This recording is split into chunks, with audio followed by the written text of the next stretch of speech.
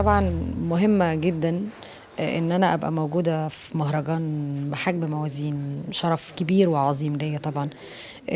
كُلّه توتُّر وكُلّه قلق، إحساس كده يعني غريب شوية بالنسبة لي. وحاجة مهمة جدًا إن أنا إزاي أبقى عند حُسن ظنكم، وأعرف أبسطكم وأعرف أعمل لكم حفلة حلوة. دي مسؤولية كبيرة عليّا. أنا باحب الغُنى المغربي جدًا، أنا من عشاق الغُنى المغربي، وباعرف أغني مغربي زيكم الحمد لله يعني. بس طبعًا أنتم ليكم لكنة كده معيّنة ما حدش بيغلبكم فيها.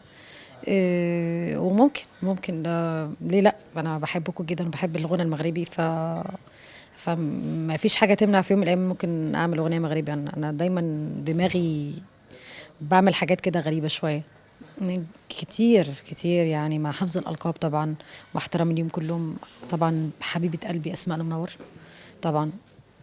يعني سعد المجرد، عامل قلق في الدنيا كلّها. ناس كتير ما شاء الله، أنتم عندكم أصواتكم حلوة. من أكتر الأصوات اللي بتعمل ضجّة في العالم هو المغاربة. ما شاء الله عندكم حِس كده غُنى أصيل.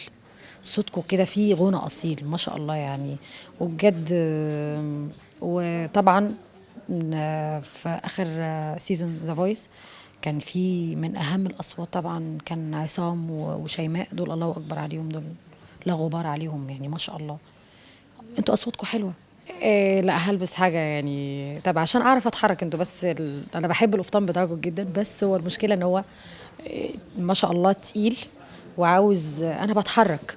أنا بابقى رايحة جاية، رايحة جاية، رايحة جاية على الstage فمش هاعرف أتحرّك بيه. دي المشكلة بس. أنا كان نِفْسي والله العظيم إن أنا ألبس حاجة من عندكم، قفطان من بتاعكم، بس مش هاعرف عشان هو تقيل ما شاء الله فعشان بس أعرف أتحرّك معاكم يعني. يا رب يخلّيكِ، ما فيش أحلى منكم أنتم. والله ده خلقة ربنا، ما عملتش أي حاجة.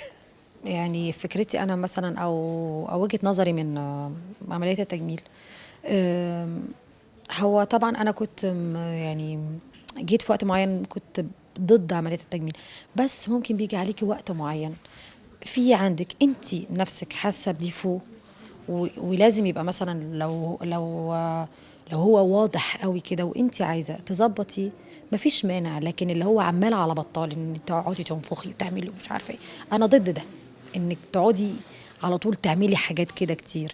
لكن اللي مثلًا بيبقى عندها defaut وهي نَفْسها متضايقة منّه أو حاسة إن هو قالقها أو مضايقها، وممكن يكون كذا حد قال لها على الموضوع ده، ما فيش مانع إنِّك تضبّطيه تعمليه. لكن اللي هو الناس اللي عمّالة على بطّال بتقعد تعمل في تجميل وتقعد تبوّظ في شكلها، أنا ده ضده جدًا. طبعًا مع احترامي لكل الناس، أنا ده ضد اللي تقعد تبوّظ في نَفْسها كتير. لكن يبقى عندِك défaut بسيط وأنتِ تحاولي تضبّطيه، ده ما فيش أي مشكلة.